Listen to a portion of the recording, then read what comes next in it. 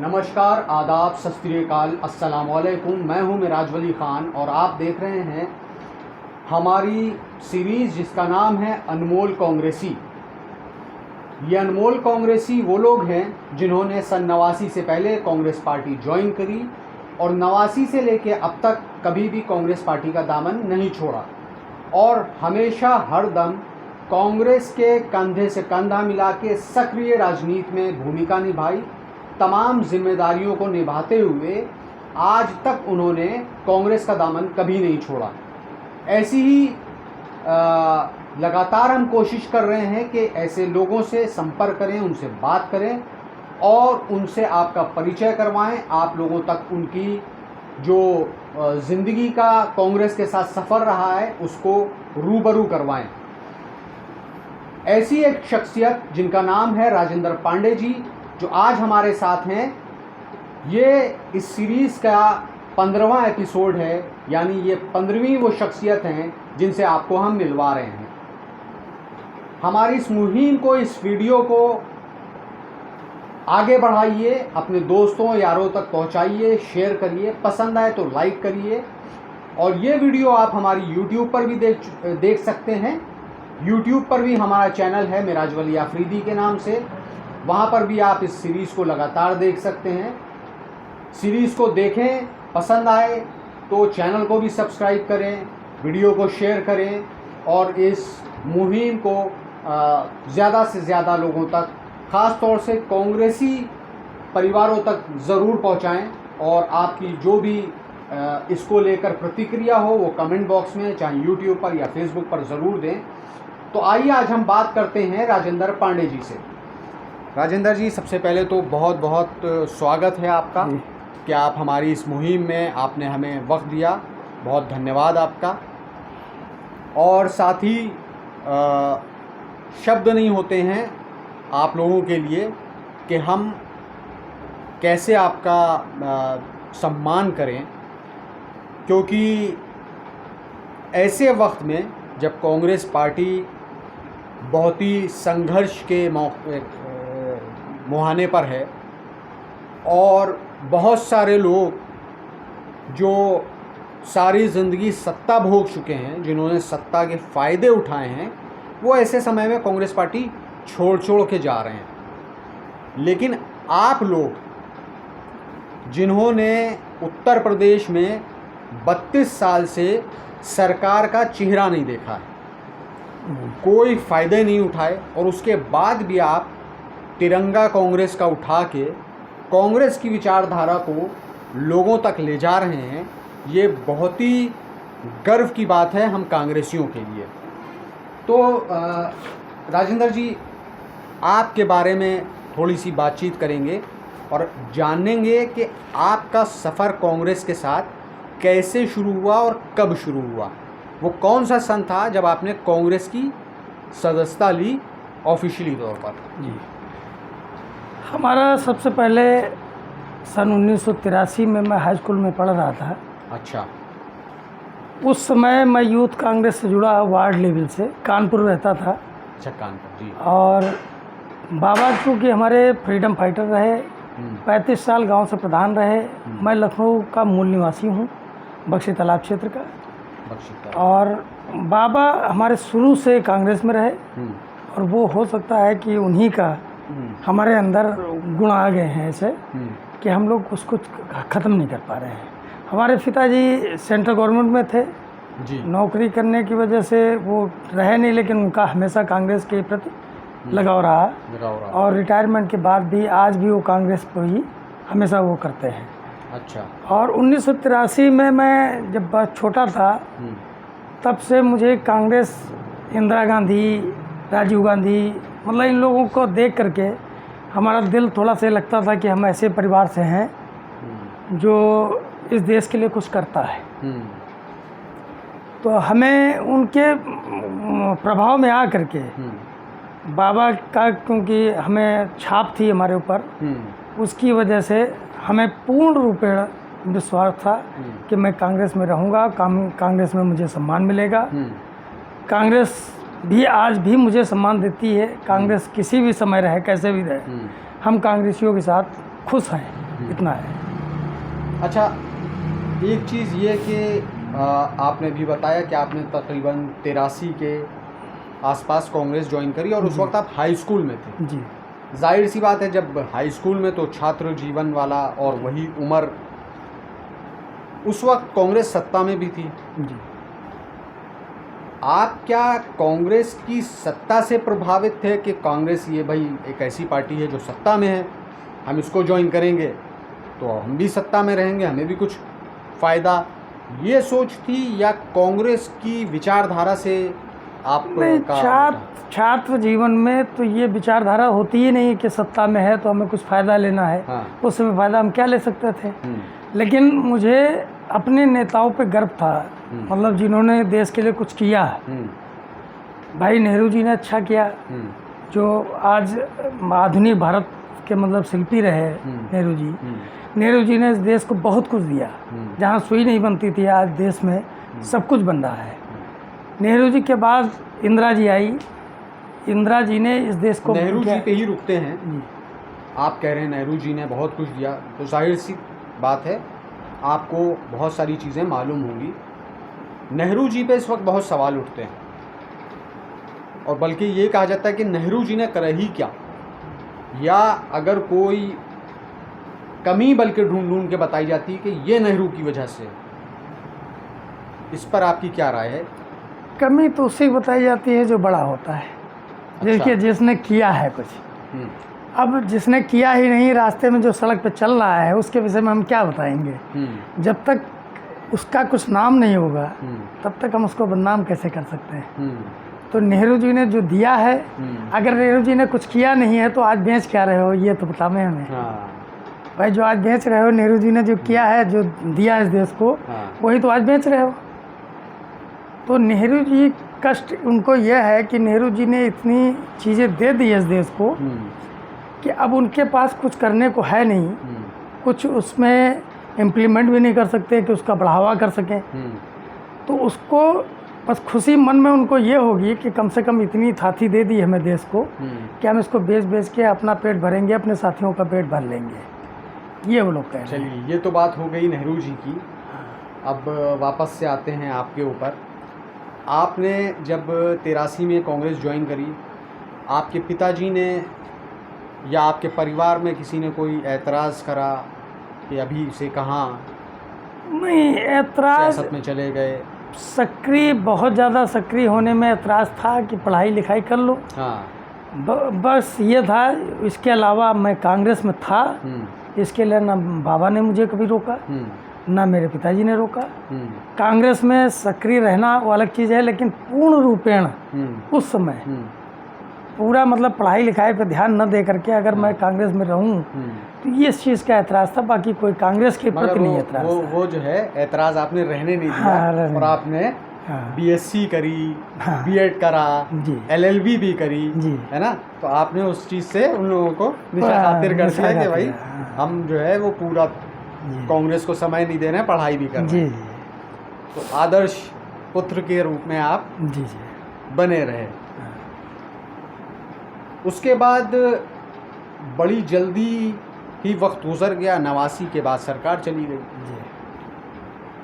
उसके बाद आपका मन कैसे लगा रहा कांग्रेस पार्टी में 89 से और 2022 तक? देखिए, ये सिद्धांत होते हैं अपने अपने। मेरा सिद्धांत ये है कि मैं क्रिमिनल हूँ नहीं जो सत्ता के साथ घूमूं। अच्छा। मैंने राजनीति को बिजनेस बनाया नहीं जो मैं सत्ता के साथ घूमूं। मैंने अगर समाज सेवा बनाई है तो जिसके साथ थे उसी के साथ हैं, जिसके साथ सुख में थे उसके साथ हम दुख में भी रहेंगे। ये हमारा सिद्धांत है जीवन का। अब आपके साथ अगर हम सुख में रहें और कभी ज़रूरत पड़ जाए तो दुख में भी आपके साथ रहेंगे। मगर अधिकांश देश की सियासत ऐसी हो गई है कि लोग सुख दुख में, सामाजिक तौर पे तो एक अलग बात है, मगर सियासी तौर पे जब तक सत्ता में रहते हैं तब तक तो सब ठीक है, वरना आज़ाद कर देते हैं। अभी 2 ही दिन पहले एक जो कांग्रेस के वरिष्ठतम नेताओं में गिने जाते थे, उन्होंने कांग्रेस को आज़ाद कर दिया। बहरहाल अच्छा किया। तो उनके विषय में चर्चा ना करके हम यहीं पर रहेंगे। आपके बारे में आपने बताया कि आपका कुछ कानपुर से भी ताल्लुक़ है। जी। क्या वो ताल्लुक़ है कानपुर से आपका? कानपुर से ताल्लुक़, पिताजी गवर्नमेंट में थे, सेंट्रल गवर्नमेंट में थे, वहाँ 15 साल रहे। तो मेरी शिक्षा दीक्षा सब कानपुर में ही हुई। मैं किसभाई नगर रहता था जी। और मैं उस समय भी कांग्रेस में, आज भी उस समय के जो कांग्रेसी थे, हाँ। बिलायती राम कत्याल वहाँ से विधायक हुआ करते थे, मैं उनके साथ भी बैठता था। नरेश चंद्र चतुर्वेदी दादा सांसद हुआ करते थे। मुझे बड़ी खुशी हुई थी 83 में जब मैं छात्र जीवन में था और बैनर पे मेरा नाम प्रिंट होकर के आया था और मैंने अपने घर पे लगाया था। हाँ। तो मुझे इतनी खुशी हुई थी कि मैं कांग्रेस का एक वो हूँ। हाँ। उस समय मतलब लगा था। ये छोटी छोटी बातें, हाँ। कि बैनर पे नाम लिख गया, हाँ। इससे खुशी हासिल होती थी। बहुत खुशी आती है ना? हाँ जी। मैंने भी ये चीज़ देखी है कि बैनर पे नाम, अच्छा उस वक्त तो बैनर जो है वो वाला भी नहीं आता था जिस पे फोटो आ नहीं, जाए। कपड़े पे आता था। हाँ। लेकिन स्क्रीन से छप के आया था और सांसद जी के घर से आया था छप हाँ। के। तो इसलिए मुझे खुशी थी कि सांसद जी के घर पे मैं एंट्री हो चुकी, मेरी एंट्री हो चुकी है, हमारा नाम वहाँ तक पहुँच हमारा चुका नाम है। तो हो चुका है। ये मेरा कहने का मतलब ये है, इस पे हम इसलिए बात कर रहे हैं कि कांग्रेसियों की ये विचारधारा थी, इतनी छोटी छोटी बातों में खुश हो जाया करते थे जबकि सत्ता नहीं थी। और आजकल ज़्यादातर लोग सियासत में इसीलिए आते हैं कि या तो सत्ता में रहें या सत्ता से कोई फ़ायदा उठा सकें। कांग्रेसियों में मैंने देखा, जो आप लोगों वाले अनमोल कांग्रेसी हैं हमारी भाषा में, उनकी यही बात कि बैनर पे नाम लिख गया, नेताजी हमें पहचान गए, बड़े नेता, इसमें खुश रहे और पूरी ज़िंदगी गुजार दी, पूरी ज़िंदगी है। मैंने कई लोगों से बात करी तो लखनऊ की सियासत में एक नाम बहुत चर्चा में आया और सबने उस व्यक्तित्व का जिक्र किया और बताया कि भाई उनके जैसा अभी तक लखनऊ में फ़िलहाल वैसा ग्रास रूट का नेता बड़ी मुश्किल से मिलेगा। कोई दूसरा नाम नहीं है, स्वरूप कुमारी बख्शी जी, बिल्कुल। उनके साथ आपका कोई साझा ऐसा? हाँ, उनके साथ भी मैं 87 में लखनऊ आ गया था। 87 के बाद 89 के बाद जब प्रेमवती तिवारी जी अध्यक्ष हुआ करती थी लखनऊ की, तब मैं वार्ड का महामंत्री था। तब 40 वार्ड हुआ करते थे लखनऊ के जी। तो यहाँ ये त्रिवेणी नगर वार्ड था। हाँ। जिसमें खदरा, कदम रसूल और ये आपका फजुल्लागंज, ये पूरा एरिया था। उस वार्ड का मैं महामंत्री था। तब मैं बड़ा गर्व महसूस करता था कि मेन बॉडी में उस समय मैं वार्ड का महामंत्री था। स्वरूप कुमारी बख्शी दीदी के घर पे मैं जाया करता था और बहुत प्यार देती थी वो हम लोगों को। उनके घर जाते थे तो उनका ये नहीं लगता था कि हम कहीं बाहर आ गए हैं। जैसे घर में मम्मत तो होता है ना, कि घर में जा कर के अपने घर में माँ से जैसे मिलता वैसे सब लोग मिलते थे। पारिवारिक एहसास होता था। उनके घर पे मीटिंग भी होती थी और तिवारी जी भी थी, प्रेमवती तिवारी जी। तब से मैं यहाँ लखनऊ में सक्रिय हूँ। वार्ड का महामंत्री से शुरू हुआ, मेन बॉडी से। अच्छा, वार्ड के महामंत्री से। पहला पद आपका वार्ड महामंत्री त्रिवेणी नगर वार्ड का था, जब 40 वार्ड होते थे लखनऊ में। अच्छा, 40 वार्ड। अब 110 हैं। 110 तब सिर्फ 40 होते थे। 40 होते थे। तो यानी एक वार्ड बहुत बड़ा होता था। 5 वार्ड मिलकर के एक वार्ड में। अच्छा, 5 वार्ड का एक वार्ड था। ये किस सन की बात है तकरीबन? ये 89-90। अच्छा, 89-90 तक ऐसा रहा है जी। उसके बाद से ये वार्ड बढ़े हैं। आपने अपने जो मैंने आपके बारे में पढ़ा उसमें आपने NSUI से शुरुआत करी जी। NSUI में भी आप रहे जी। फिर आप यूथ कांग्रेस में, फिर आप शहर कांग्रेस कमेटी में, फिर आप सीनियर होते गए और मेन बॉडी में जी आए। तो उस वक्त के NSUI के कुछ ऐसे पदाधिकारी जो आपको याद हो? NSUI में जब मैं कानपुर का महामंत्री था, कानपुर का जिले का, तो सुनील त्रिपाठी वहाँ के जिला अध्यक्ष थे और प्रदेश अध्यक्ष श्याम किशोर शुक्ला जी थे। NSUI के। अच्छा, श्याम किशोर शुक्ला जी। हाँ, श्याम किशोर शुक्ला जी थे। अपने शुक्ला जी। हाँ, अपने शुक्ला जी। जी। तो मैं इन्हीं लोगों से सबसे प्रभावित होकर के कि जब इतने लोग हैं जो पुराना कांग्रेस का झंडा लेके चल रहे हैं, हाँ। तो मैं क्यों नहीं चल सकता हूँ। हमारे बाबा चलते थे। बाबा तो कहते थे, एक दिन मजाक में मैंने कह दिया कि बाबा जी फलाने दूसरी पार्टी में चले गए, जो कद्दावर नेता थे लखनऊ के। हाँ। तो उन्होंने मुझसे कहा था मुझे गोली मार दो तब जाओ। ओह। बाबा ने कहा मुझसे, अरे मतलब बड़ा सीरियस होके कहा। जज्बाती। हाँ, जज्बाती है। तो मैंने मजाक किया था केवल, लेकिन उसके बाद से मैंने कभी सोचा नहीं कि मैं इतनी बड़ी बात के बाद हाँ, कोई सोच भी कैसे सकता है, मतलब कभी नहीं सोच सकता। सोचिए, मैं यही मेरा कहने का मतलब है कि मुझे नहीं मालूम कि दूसरे सियासी दलों में किस तरह के लोग हैं, लेकिन ये जो भावनाएं हैं, ये शब्द जो आपके पिताजी ने इस्तेमाल करी, ये मामूली शब्द नहीं है कि आपने ऐसे ही कहा कि भाई वो चले गए, मतलब इशारा कि हम भी क्या, तो उस पर उन्हीं ने फ़ौरन ये कहा कि हमें गोली मार दो तब। इतना लगाव, अब जाहिर सी बात है ये शब्द आपके दिल और दिमाग पे छप गए होंगे, छप गए। अब आप कभी भी उस बारे में सोच भी नहीं सकते। जब भी सोचेंगे तो आपको वो शब्द याद आएंगे और आपको ऐसा ही लगेगा कि हम ये काम करने जा रहे हैं। बिल्कुल। अगर आप कहीं और के बारे में, तो आपको लगेगा कि हम वाकई पिताजी की आज भी गलत बाबा की बातों को गलत करने जा रहे हैं। गलत करने जा रहे हैं। हाँ, वो तो रामपाल त्रिवेदी त्रिलोकी सिंह के साथ हुआ करते थे। अच्छा, रामपाल जी के साथ। हाँ, वो शुरू से कांग्रेस में थे। तो ये रामपाल जी वाला जो समय जी 1938 से कांग्रेस में थे बाबा हमारे। अच्छा, 38 से 1938 आज़ादी से पहले। आज़ादी से पहले। अरे वाह। और रामपाल त्रिवेदी से मैं भी मिल चुका हूँ, उन्हीं के साथ जा करके मिल चुका हूँ उनसे। अच्छा। घर पे जाके शास्त्री नगर जी। ये हमारा सौभाग्य रहा, उनसे भी मिला हूँ मैं। तो इन्हीं लोगों को देख करके मुझे लगा कि अच्छा, रामपाल त्रिवेदी जी ही मलिहाबाद से विधायक थे और मलिहाबाद से विधायक, मोहना से भी थे। मलिहाबाद से विधायक, और उनके मुखालिफ में हमारे दादा चुनाव लड़ते थे जी। और उसी के बाद 69 में हमारी मलिहाबाद सीट रिजर्व, उससे पहले वो वहाँ पर चुनाव लड़ते थे त्रिवेदी जी।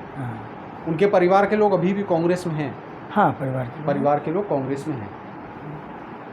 तो वो समय था जब खैर सियासत बिल्कुल फ़र्क थी। बहरहाल आज के बारे में आपसे जानेंगे कि आपने बहुत उतार चढ़ाव देखे और फिर भी आप कांग्रेस में टिके रहे। बहुत सारे आपके साथी कांग्रेस में नहीं हैं, आए चले गए या थे। उन लोगों को या आज के नौजवानों को जो कांग्रेस से बाहर हैं, उनको आपका कोई संदेश जो कांग्रेस के प्रति हो, मतलब लोगों को होता है ना कि भाई ये तो हम लोगों को अक्सर आपको भी सुनने को मिला हो, अरे कहाँ किस पार्टी में हो, छोड़ो आओ, उनके लिए कोई ऐसे शब्द, ऐसी बात? नहीं, नवयुवकों को तो आजकल हमारा यही संदेश है कि झूठे पर कब तक टिका रहेगा। ये झूठ बोल बोल के ना रोज़गार की बात, ना विकास की बात, ना महंगाई की बात, ना खाने रोटी कपड़ा की बात, केवल 5 किलो अनाज पे हम कब तक टिके रहेंगे? गूगल पे रोटी कब तक हम सर्च करते रहेंगे? आपने विकास की बात करी, तो विकास की बात से मुझे याद आ गया कि 89 तक जब तक कांग्रेस रही, तब तक जो इंफ्रास्ट्रक्चर डेवलप करा कांग्रेस की सरकार ने, उसके बाद से बदकिस्मती ये रही कि कांग्रेस की सरकार चली गई, वापस नहीं लौट पाई। तो जो इंफ्रास्ट्रक्चर कांग्रेस ने डेवलप करा था, और 89 के बाद अगर 90 में कांग्रेस आ गई होती या कभी भी, तो उस इंफ्रास्ट्रक्चर को आगे बढ़ा दिया जाता। लेकिन ये जो दूसरी सरकारें रहीं, सपा बसपा भाजपा तीनों की रहीं कांग्रेस के अलावा, लेकिन इन लोगों ने उस इंफ्रास्ट्रक्चर को आगे बढ़ाना तो दूर, जो कांग्रेस ने स्थापित किया था वो भी ख़त्म कर दिया। जैसे लखनऊ में जब डेवलपमेंट की बात आती है तो उसमें बहुत बड़ा योगदान फिर से उन्हीं का नाम आता है, स्वरूप कुमारी बख्शी दीदी का। लोग यहाँ तक बताते हैं और हमारी जो जानकारी है कि लखनऊ में बख्शी दीदी जब विधायक थी, शायद पूरब से थी, पूरब से, उस ज़माने में लखनऊ में मात्र एक पानी की टंकी या वाटर जो सप्लायर होता है वो एक था। उन्होंने उसको बढ़ा के 3 करे, 2 बढ़ाए, एक गोमती नगर और एक बालागंज कैंपल रोड पर वाटर वर्क्स। उसके बाद से आज तक चौथा 5वां वाटर वर्क्स लखनऊ में किसी सरकार ने स्थापित नहीं करा, जबकि आबादी कितनी बढ़ गई। फिर लोग जो है कांग्रेस को, लखनऊ में तो कांग्रेस ने क्या नहीं दिया है, स्कूटर इंडिया दिया, ट्राम दिया, HL दिया, टेल्को दिया, वाटर वर्क्स दिया, और जो आज सड़कें बनी हैं लखनऊ की, ये भी तो पंडित नारायण दत्त तिवारी समय में जब लखनऊ में हार्ट मिक्स प्लांट लगा करके जी ये सेंट्रल गवर्नमेंट द्वारा सड़क बनाई गई थी। आज ये सड़क की दशा वही बता रही है कि उस समय जो सड़क बनी थी उस पर केवल आज पेंटिंग होती है, बाकी सड़क तो वही है जो पहले मेन वही सड़क है, न्यू वही पड़ी हुई है। तो दिया तो कांग्रेस ने लखनऊ को, जो कुछ दिया कांग्रेस ने दिया, इन्होंने बिगाड़ा है, कुछ नहीं दिया, सब बंद कर दिया। अच्छा, कांग्रेस के प्रति, संगठन के प्रति, उसके नेताओं के प्रति आपके कुछ और ऐसे तजुर्बात, कोई ऐसे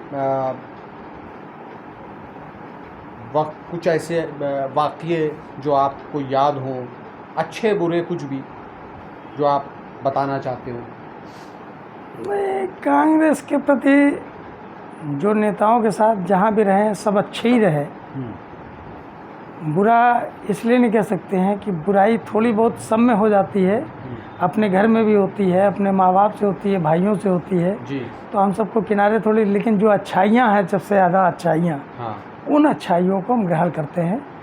और मुझे अभी तक जो कांग्रेसी हैं, जो कांग्रेसी है, उनके अंदर कोई बुराई नहीं दिखी, और आज भी उनके अंदर दिल से जो संस्कार हैं, जो सिद्धांत हैं, वो आज भी अपना सजो के रखे हैं और उसी परिपाटी पे चल रहे हैं। आज उसी पे हम भी चल रहे हैं साथ में। क्या फ़र्क पाते हैं? जाहिर सी बात है, आप इतने तजुर्बेकार हैं, फील्ड में रहते हैं, सभी को देखते हैं। क्या फ़र्क पाते हैं आप कांग्रेस पार्टी में और दूसरे दलों की सियासत में? आपकी नज़र में वो फ़र्क क्या है? कांग्रेस पार्टी अपने मूल सिद्धांत पे शुरू से चल रही है, आज भी वहीं चल रही है। दूसरे दल जितने भी हैं वो सिर्फ सत्ता के लिए रोज़ नए ला करके, नया इवेंट करके, नया सिस्टम बना करके किसी तरह सत्ता में बने रहने के लिए आपस में घालमेल करके, किसी तरह तालमेल करके वो बने रहना चाहते हैं। बस यही एक उनकी धारणा है, और हम इसीलिए उनसे नहीं रह सकते कि वो पूरे तरह से झूठे हैं। जो झूठे लोग होते हैं वो सच्चे लोग झूठे लोगों के साथ नहीं रह सकते कभी भी। कुछ आखिरी सवाल, और मैंने जितना आपके बारे में पढ़ा है, आपने संगठन में हमेशा बहुत सारी जिम्मेदारियां निभाई, लेकिन जो मुझे जानकारी है उसके हिसाब से आपने कभी टिकट नहीं मांगा, विधानसभा का, लोकसभा का, कोई भी टिकट नहीं मांगा। विधानसभा का इस बार मांगा था, लेकिन मैंने कह दिया था जी, टिकट मांगा, केवल हमारा राजनीति करने का या कांग्रेस में रहने का, टिकट लेना ही हमारा उद्देश्य नहीं है। हाँ, टिकट मांगेंगे क्योंकि हम अपने घर में हैं, अपने घर में मांग सकते हैं, जाहिर सी बात है। लेकिन टिकट मांगने के साथ कोई ऐसी अपेक्षा नहीं करते हैं कि टिकट नहीं मिलेगा तो मैं बगावत कर दूँगा, ऐसा नहीं है। ये बात भी बहुत ज़रूरी है। ये भी एक संदेश है उन लोगों के लिए जो सिर्फ टिकट की राजनीति करते हैं।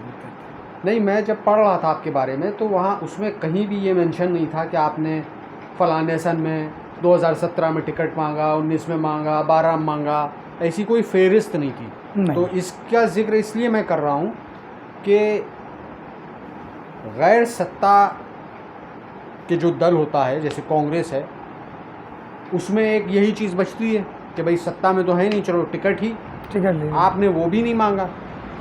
और बल्कि जो अनमोल कांग्रेसी वाली फेहरिस्त है हमारी, उसमें ज़्यादातर लोग ऐसे ही हैं कि उन्होंने कभी कुछ नहीं मांगा, मतलब पूरी निष्ठा के साथ, ईमानदारी के साथ संगठन में काम कर रहे हैं। हाँ। और मैंने देखा भी यही है कि जो संगठन में काम कर सकता है या काम करता है, वो जितना पार्टी के प्रति वफादार होता है।